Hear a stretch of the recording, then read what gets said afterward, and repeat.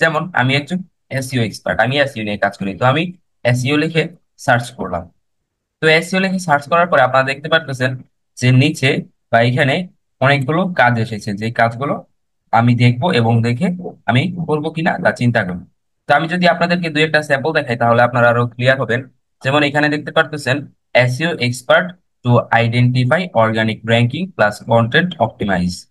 তো এইখানে যদি যাই, এই জবটার ভিতরে আসার পরে আমি এগুলো করবো, যে জব ডিসক্রিপশন গুলো দেখতে পাচ্ছেন, এগুলো আমরা সবগুলো ক্লিয়ারলি ভাবে পড়বো এবং দেখবো যে এগুলো আমাদের সাথে বা আমার সাথে মিলে কিনা।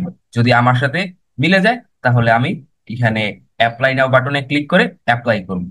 অ্যাপ্লাই করার পরে যে এই জবটি দিয়েছে বা যার কাজটি আমি করব, সে যদি আমার প্রোফাইল দেখে, আপওয়ার্কের যে প্রোফাইলটা রয়েছে সেটি দেখে, দেখে যদি তার মনে হয় যে তার কাজটা আমি করে দিতে পারবো, সে যদি আমাকে মেসেজ করে, মেসেজ করার পরে আমরা কথাবার্তা বলবো। কথাবার্তা বলার পরে সে যদি মনে করে বা সে যদি দেখে বা আমি যদি তাকে বুঝাতে পারি যে তার কাজটি আমি সঠিকভাবে করতে পারবো কোনো ভুল ছাড়াই, তাহলে সে অবশ্যই আমাকে কাজটি দেবে এবং আমি তার কাজটি করব।